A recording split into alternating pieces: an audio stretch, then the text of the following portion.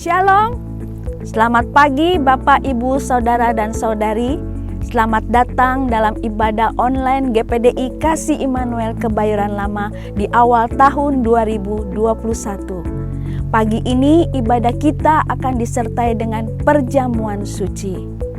Puji Tuhan, kita bersyukur dapat melewati tahun 2020 dengan baik. Dan memasuki tahun 2021, kita tetap semangat, tetap percaya bahwa penyertaan Tuhan selalu ada bagi kita semua. Immanuel, God with us. Sebelum memulai ibadah, saya akan menyampaikan jadwal kegiatan gereja kita seminggu ke depan. Setelah ibadah online pagi ini, ada ibadah sekolah minggu jam 9 pagi untuk kelas babies melalui channel YouTube Super Kids.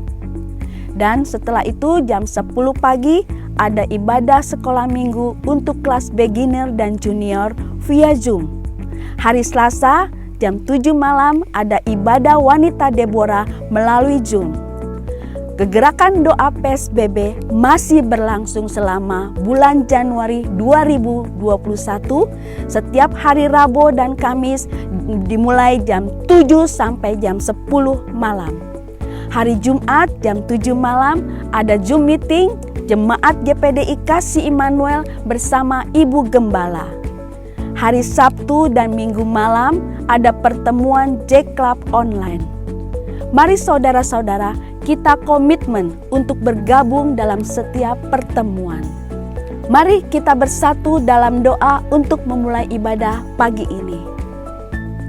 Bapa dalam surga, di dalam nama Tuhan Yesus Kristus, kami tiada hentinya mengucap syukur kepadamu Bapa, karena kami sudah melewati tahun 2020 dengan baik Bapa. Dan kami percaya dalam memasuki tahun 2021, kami tetap yakin penyertaan-Mu sempurna adanya bagi kami Bapa. Terima kasih Bapa di surga, dan pagi hari ini kami datang Tuhan dalam ibadah kepadamu Tuhan. Kami menaikkan syukur kami kepadamu Tuhan. Kami ingin memuji Engkau, membesarkan nama-Mu Tuhan, dan terlebih kami akan mendengarkan firman-Mu Tuhan. Terima kasih Bapa, bila firman-Mu Tuhan biar termeterai dalam kehidupan kami Tuhan. Kami ingin melakukannya Tuhan, firman-Mu dalam hidup kami Tuhan, sehingga iman kami semakin hari semakin kuat di dalam Engkau Tuhan. Dalam memasuki tahun 2021 ini Tuhan, kami tetap kuat di dalam Engkau Tuhan. Dalam menghadapi apapun juga kami percaya Engkau sanggup menolong kami Tuhan. Terima kasih Bapa di surga, terima kasih. Baik, kami akan mulai Tuhan ibadah pagi ini hanya di dalam nama-Mu saja, Tuhan Yesus Kristus. Haleluya, amin. Mari kita memulai ibadah kita pagi hari ini. Tuhan Yesus memberkati.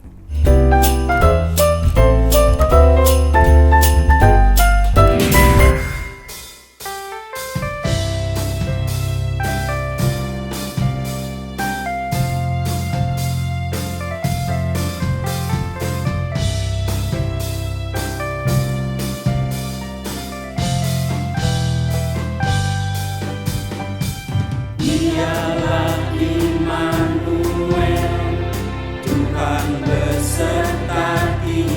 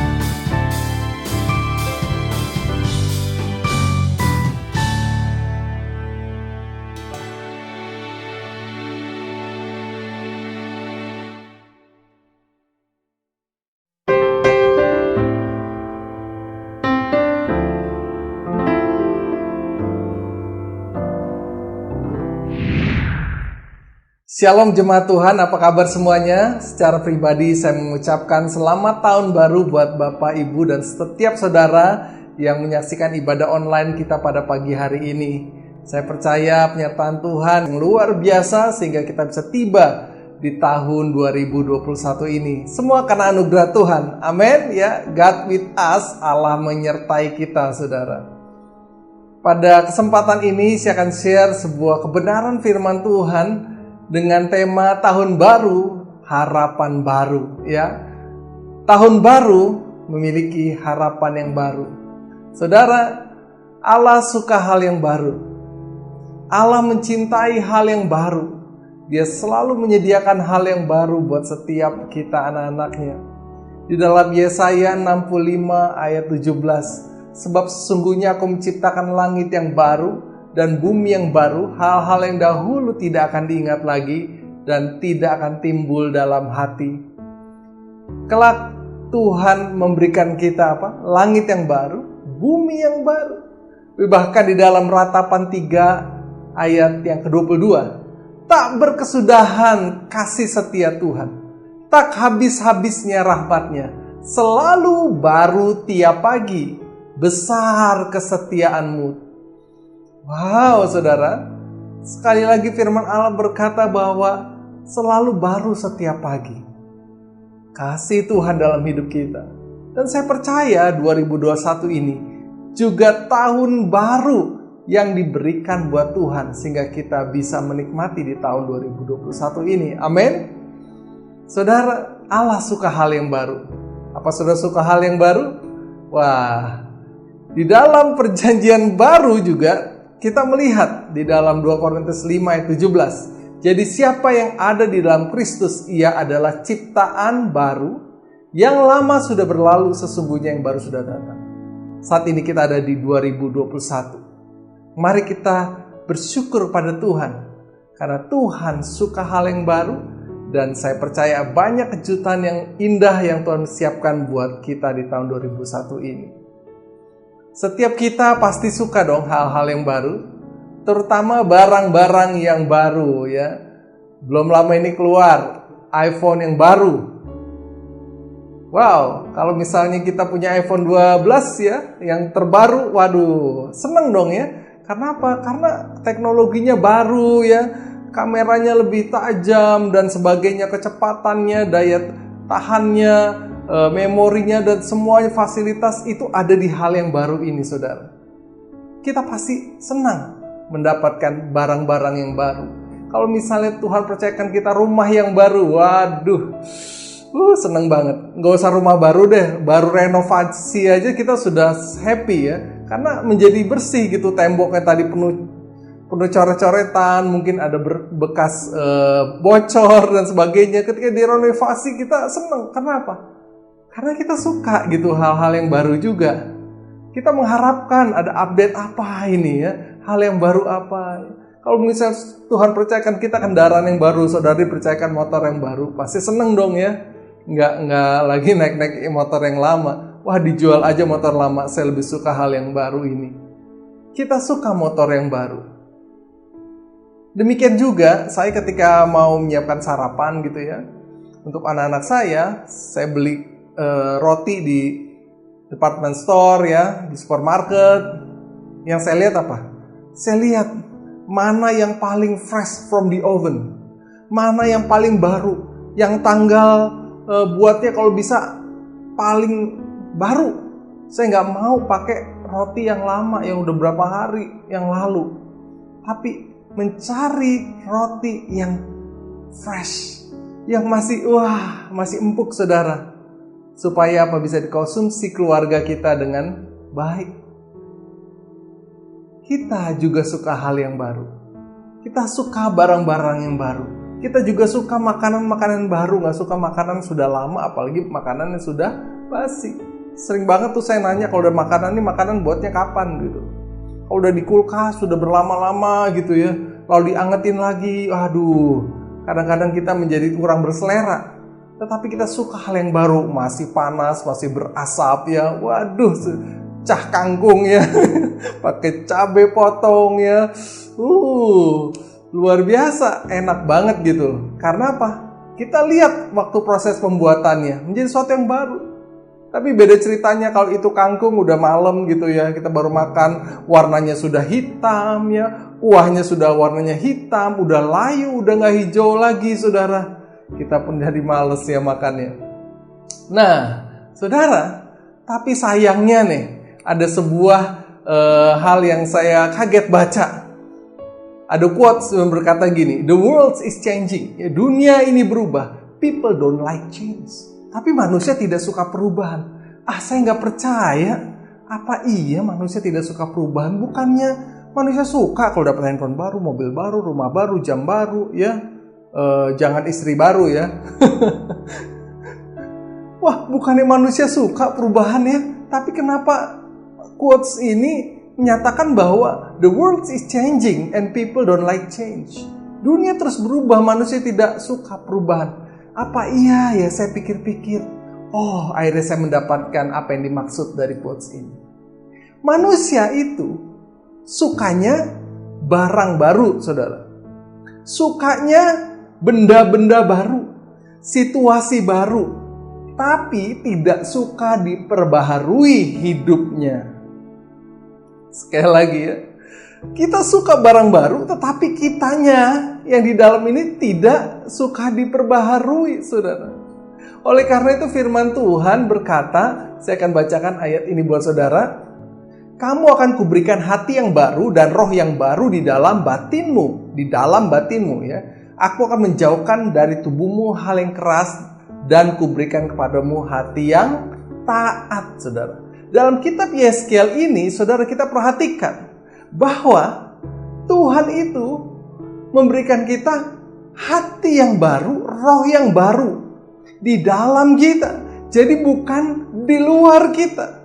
Kalau kita nih manusia nih daging, sukanya di luar kita yang baru. Tetapi kitanya sendiri tidak suka diperbaharui, saudara. Ya, saya pernah kasih contoh yang sederhana sekali. Saudara pindahkan saja jam saudara dari tangan kiri ke tangan kanan. Kalau saudara taruh jam di tangan kanan, pindah tangan kiri, pasti deh saudara nggak suka. Kenapa? Karena saudara sebenarnya apa? Resist hal-hal yang merubah hidup saudara. Saudara hanya suka, saya hanya suka benda baru, tetapi tidak suka diperbaharui di dalam. Tetapi Tuhan ingin kita merubah diri kita, hati kita dari dalam. Amin. Katakan, saya mau diperbaharui. Nah, ketika Allah suka hal-hal yang baru, yang Tuhan maksud adalah bukan hanya benda-benda yang baru, bukan hanya situasi yang baru, tetapi hidup saudara dan hidup saya, Tuhan ingin ubah dari dalam. Mindset kita, pola pikir kita harus mau dibaharui, saudara. Yeskiel ini jelas. Kamu akan kuberikan hati yang baru. Roh yang baru di dalam batin. Yang pertama Tuhan ingin ubah dalam hidup kita. Supaya 2021 ini saudara benar-benar punya harapan baru. Yang pertama yang Tuhan ingin ubah yaitu miliki cara berpikir yang baru. Supaya saudara memiliki harapan yang baru. Punya cara berpikir yang baru ada harapan baru. Kita akan baca dalam Roma 5 ayat yang ketiga. Dan bukan hanya itu saja, kita malah bermegah juga dalam kesengsaraan kita. Karena kita tahu bahwa kesengsaraan itu menimbulkan ketekunan. Ayat 4, dan ketekunan menimbulkan tahan uji, ya, dan tahan uji menimbulkan pengharapan. Dan pengharapan tidak mengecewakan, karena kasih Allah telah dicurahkan dalam hati kita oleh Roh Kudus yang telah dikaruniakan kepada kita. Di dalam Roma ini adalah jawaban dari bagaimana supaya kita memiliki harapan yang baru, saudara. Kita harus tahu asal muasal harapan itu ada di mana, saudara. Tanpa kita tahu asal muasalnya harapan, kita akan kecelek di tahun 2021. Akhir nanti kita akan berpikir, kok tidak terwujud ya harapan saya di awal tahun.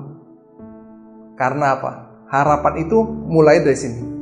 Dari kesengsaraan, dari masalah kita, kesakitan kita, menimbulkan apa? Ketekunan, lalu tahan uji, dan baru ada pengharapan. Banyakan orang di dunia ini dapat harapannya dari mana? Lagi bengong, melihat tetangga punya mobil baru, lalu ngiler, pengen, wah ada harapan Tuhan, saya ingin supaya 2022 nanti saya punya seperti tetangga saya mobil yang baru. Atau melihat teman kantor, tempat kerja, lagi bengong lihat teman ganti handphone, waduh ngiler, pengen handphone, aduh Tuhan saya berharap 3 bulan lagi saya bisa punya handphone seperti teman saya. Nah, harapan yang begini nih, harapan yang bukan sesuai dengan firman Tuhan. Harapan yang firman Tuhan katakan adalah melalui apa? Mulai dari kesakitan, saudara. Dimulai dari kesengsaraan kita. Apa yang membuat saudara sakit? Apa yang membuat saudara kadang-kadang kesel, menderita? Mungkinkah itu keuangan? Mungkinkah itu masalah rumah tangga? Mungkinkah itu masalah anak? Jadikan kesakitan saudara dan saya menjadi energi untuk tekun. Ini penting, saudara. Merubah kesakitan menjadi energi untuk tekun di dalam kebenaran firman Tuhan. Ketekunan itu akan diuji dan itu akan menimbulkan harapan. Bukan bengong, lihat tetangga, ngiler. Nah, harapan ini bukan harapan, tapi harap cemas, saudara. Bukan harapan kalau seperti itu. Kisah yang paling saya suka, favorit banyak orang, yaitu kisah Yusuf. Yusuf itu disengsarakan hidupnya, saudara. Dibuang ke sumur, dijual oleh saudara-saudaranya, dia sengsara. Tetapi Yusuf berhasil merubah kesengsaraannya menjadi ketekunan. Yusuf dikenal sebagai budak yang tekun di rumah Potifar. Dia menjadi orang penting di sana, dia mengatur semua seisi rumah itu dengan baik. Artinya dia tekun bekerja. Dan akhirnya tidak hanya tekun, Yusuf juga tahan uji dari godaan dari istri Potifar. Dia berhasil tahan uji. Lalu dia memiliki harapan. Ketika apa? Akhirnya dia bisa menafsirkan mimpi Raja Mesir dan akhirnya menjadi orang nomor 2 di Mesir. Harapan yang dilakukan oleh Yusuf itu bukan harapan kosong. Tapi dia melewati proses untuk mendapatkan harapan. Harapan itu apa sih itu, saudara? Harapan sesuatu yang kita belum miliki, amin. Sesuatu yang menjadi sakit kita. Kalau saudara saat ini terlibat hutang, pasti harapan saudara bisa melunasi hutang. Kalau saudara ada problem dengan rumah tangga, pasti harapan saudara ingin supaya rumah tangga saudara menjadi pulih dan menjadi baik kembali. Gunakan energi itu, kesakitan itu untuk tekun, tahan uji, dan saudara akan memilih pengharapan di dalam Tuhan. Yang kedua, gimana caranya supaya tahun baru saudara memiliki harapan yang baru? Yang kedua ini, saudara, rela memperbaharui hidup. Tanpa saudara rela memperbarui hidup saudara sendiri, tidak mungkin terjadi harapan di dalam tahun 2021 ini. Rela gak dibaharui, saudara? Di dalam Kolose pasal 3 ayat 10. Dan telah mengenakan manusia baru yang terus-menerus diperbaharui untuk memperoleh pengetahuan yang benar menurut gambar Khaliknya. Firman Allah jelas dikatakan, mengenakan manusia baru yang terus-menerus dibaharui. Jadi pembaharuan itu bukan hanya sekali, tetapi terus-menerus dibaharui. Ya, terus-menerus dibaharui. Saudara pasti masih ingat gambar ini. Biarlah ini menjadi harapan hidup saudara dan hidup saya. Ketika kita membangun rumah kehidupan kita, saudara perhatikan fondasinya. Membangun, ya, komitmen membangun hubungan dengan Allah, orang lain, dan diri sendiri. Ini fondasi harus dibangun dengan komitmen. Ya, komitmen apa? Masalah kerohanian, komitmen dalam hal apa? Keluarga, komitmen dalam hal kesehatan, komitmen dalam hal keuangan. Ini pilar-pilar ini harus dibangun. Dan kita komitmen dalam gereja lokal. Supaya apa? Supaya saudara diayomi, dilindungi, didoakan, diajar, saudara. Semuanya ada kata komitmen. Ketika kita mau untuk diperbarui hidupnya, gimana caranya? Yang pertama, komitmen adalah harga mati untuk memperbarui hidup. Tanpa komitmen, lupakanlah apa yang menjadi harapan saudara. Karena setiap kali kita mau mencapai sebuah target, kita rindu membangun sebuah rumah, kalau nggak komitmen, nggak bisa, saudara. Anggaplah saya mau bangun rumah yang baru. Oh, saya beli pasirnya. Oh, saya beli semua bahan-bahannya. Sudah ada, udah bayar, semua bayar. Tetapi saya tidak komitmen mendanai tukang-tukang yang mengerjakannya. Saya tidak komitmen untuk memantau. Saya tidak komitmen untuk memperbaiki, melihat apa yang akan dibangun berikutnya. Maka rumah itu akan kacau, akan terhenti di tengah jalan. Oleh karena itu, saudara pastikan di tahun 2021 ini saudara memiliki komitmen level tinggi, saudara. Betul-betul luar biasa semangat, komitmen untuk beribadah, pertemuan, pelatihan, dan seterusnya. Ini adalah hal yang penting buat kita lakukan, saudara. Suatu kali saya mendengar sebuah cerita yang menarik, ya. Gimana caranya? Kalau kita mau rela diperbaharui, saudara. Saudara harus merelakan hati untuk melakukan hal-hal yang kadang kita nggak suka. Ada sebuah kisah dari John Covance, ya. Selama 16 tahun ia tinggal di terowongan. 16 tahun tinggal di terowongan kereta api bawah tanah, nan gelap, yang sangat gelap. Saat ada perbaikan terowongan, ia terpaksa mencari tempat tinggal baru. Nah, saudara, 16 tahun tinggal di terowongan. Suatu kali ada renovasi, perombakan. Waduh, udah 16 tahun udah nyaman, ya.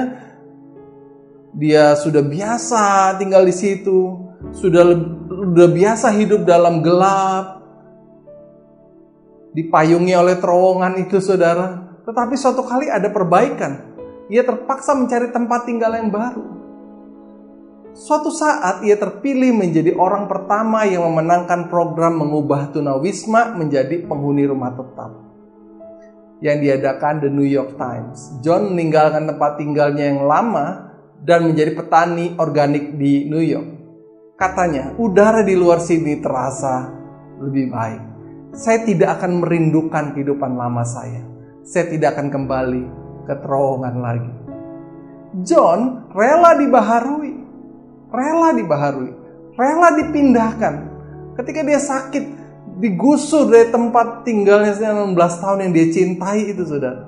Dia bukannya demo. Kita lihat beberapa waktu yang lalu, ya, ada orang-orang yang tinggal di pinggiran-pinggiran sungai yang hidup dengan tidak sehat, saudara. Pemerintah pengen merelokasi mereka. Wah, mereka demo, saudara. Mereka menolak, gak rela dibaharui. Buat Bapak Ibu Saudara pada pagi hari ini, apakah Bapak Ibu Saudara sekalian rela diperbaharui? Rela untuk digusur? Rela untuk dipindahkan? Rela untuk melakukan pola hidup yang baru, saudara? Hanya kerelaan yang membuat kita bisa mau mengalami pemulihan, bisa mengalami yang namanya pembaharuan dalam hidup kita. Demikian juga dengan gereja harus rela dibaharui, saudara. Rela meninggalkan kebiasaan lamanya, kebiasaan tuanya, kebiasaan-kebiasaan yang sudah usang, yang sudah tidak lagi kompatibel dengan hari-hari ini, saudara, kondisi hari ini. Yang berikutnya, gimana supaya saudara rela diperbaharui? Tindakannya apa? Supaya saudara betul-betul tidak hanya di awan-awan, pengen dibaharui hanya sekedar bahasa yang indah. Yang berikutnya saya kasih tips. Yang pertama tadi komitmen. Yang kedua apa, saudara? Rela dimuridkan atau rela dimentor oleh orang-orang yang lebih ahli. Mau diajar dan mau dihajar, saudara. Hanya orang yang mau dimentor, dia rela diajar. Tidak hanya diajar tapi mau juga dihajar. Dihajar di sini didisiplin, ditegur, saudara. Tanpa dimentor, tanpa dimuridkan, kita tidak akan menjadi orang-orang yang memiliki harapan, saudara. Karena kita tidak punya pola hidup ini. Kita tidak punya pola hidup harapan baru tanpa orang-orang yang sudah ada di sana yang mengajari kita, saudara. Banyak orang suka diajar, tetapi tidak suka dihajar, saudara. sukanya belajar terus. Dengar aja, diajar iya, tapi tidak pernah dikoreksi, tidak mau dihajar, didisiplin. Karena apa? Kita hanya suka mendengar. Banyak kali di dalam proses mentoring, saudara harus belajar melakukan, didisiplin. Suatu kali di anak-anak sekolah minggu ada yang sedang belajar komitmen merenungkan firman setiap hari melalui grup-grup WhatsApp. Ya, anak saya memimpin sebuah grup di mana ada anak sekolah minggu yang sedang dilatih, dimentor untuk merenungkan firman Tuhan setiap hari. Anak sekolah minggu ini suatu kali bolong 3 kali dalam 1 bulan. Akibatnya dia harus keluar dari grup renungan firman Tuhan. Lalu apa yang terjadi? Kita beritahu konsekuensinya. Kalau keluar dari grup renungan firman Tuhan setiap hari, artinya kalau dia mau masuk kembali, dia harus 14 hari tidak boleh bolong kirim renungan secara pribadi ke WA anak saya.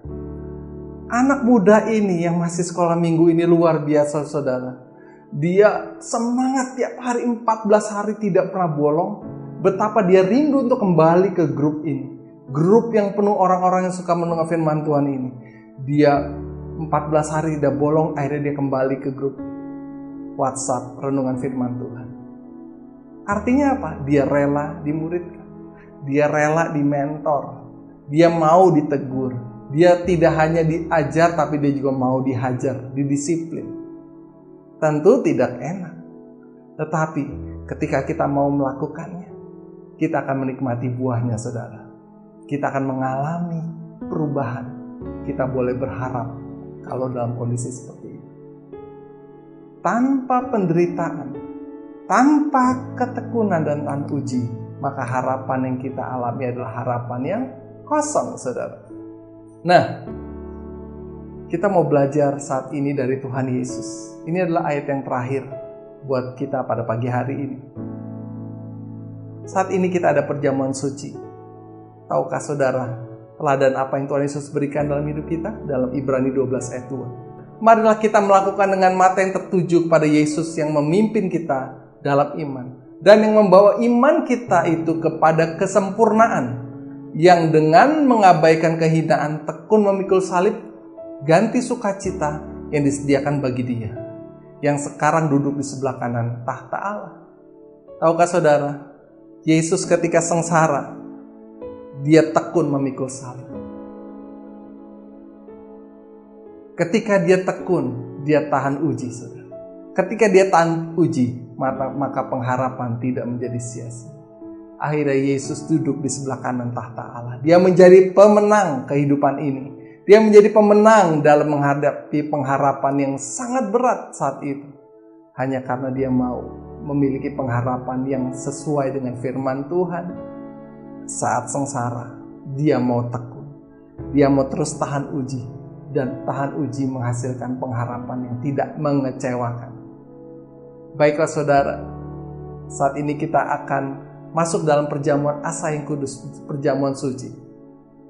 Mari kita berdoa terlebih dahulu sebelum kita memulai. Bapa di surga, kami bersuka cita pada pagi hari ini. Kami percaya Tuhan, Engkau ada bersama dengan kami. Kalau sebentar Tuhan, kami akan melakukan perjamuan suci. Ya Tuhan, menyucikan roti dan anggur dan menyuduskan hidup kami Tuhan di dalam darah Yesus. Hanya di dalam nama-Mu Tuhan Yesus kami berdoa. Amin.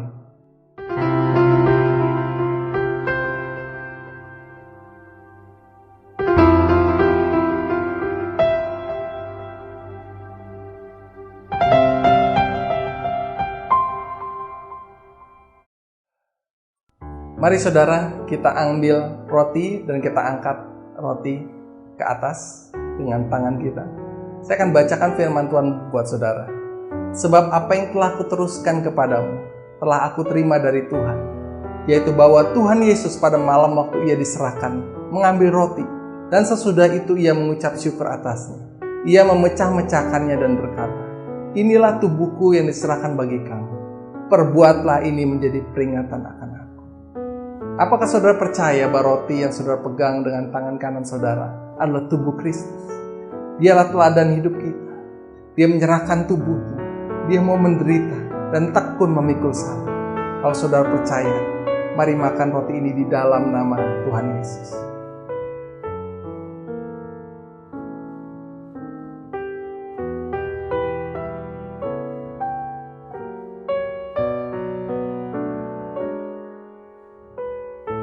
Mari saudara, kita angkat cawan anggur dengan tangan kanan kita ke atas. Saya akan bacakan firman Tuhan buat saudara. Demikian juga ia mengambil cawan sesudah makan, lalu berkata, "Cawan ini adalah perjanjian baru yang dimeteraikan oleh darahku. Perbuatlah ini setiap kali kamu meminumnya, menjadi peringatan akan aku. Sebab setiap kali kamu makan roti ini dan minum cawan ini, kamu memberitakan kematian Tuhan sampai ia datang." Apakah saudara percaya bahwa anggur yang saudara pegang adalah darah Yesus, darah yang menyucikan, darah yang menyembuhkan hidupmu? Kalau saudara percaya, mari kita minum dengan iman di dalam nama Tuhan Yesus.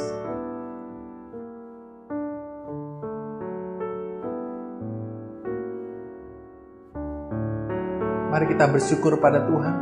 Bapa di surga, kami bersyukur Tuhan untuk perjamuan asa yang kudus.